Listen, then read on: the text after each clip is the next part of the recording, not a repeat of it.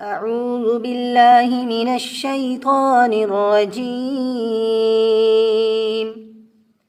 بسم الله الرحمن الرحيم. ولقد أرسلنا نوحا إلى قومه فقال يا قوم اعبدوا الله ما لكم من إله غيره أفلا تتقون.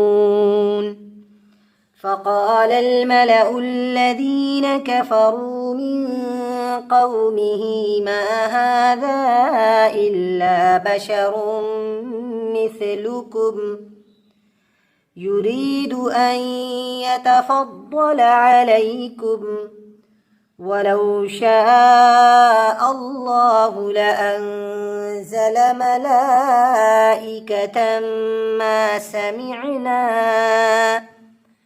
ما سمعنا بهذا في آبائنا الأولين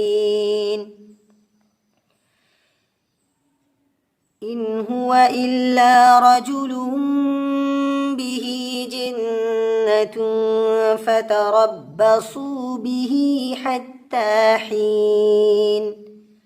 قال رب انصرني بما كذبون. فأوحينا إليه أن اصنع الفلك بأعيننا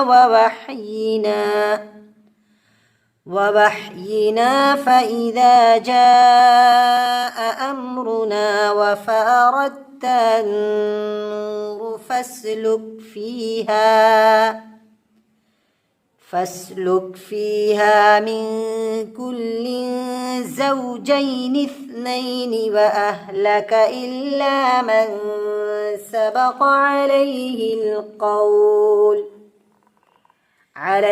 القول منهم ولا تخاطبني في الذين ظلموا إنهم مغرقون. فإذا استويت أنت ومن معك على الفلك فقل الحمد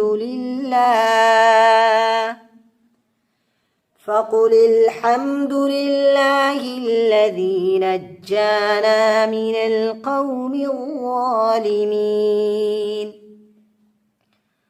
وقل رب أنزلني منزلا مباركا وأنت خير المنزلين.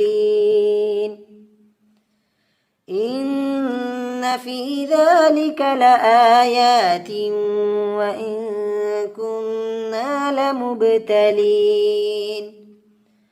ثم أنشأنا من بعدهم قرنا آخرين فأرسلنا فيهم رسولا منهم أن اعبدوا الله ما لكم من إله غيره أفلا تتقون. صدق الله العظيم.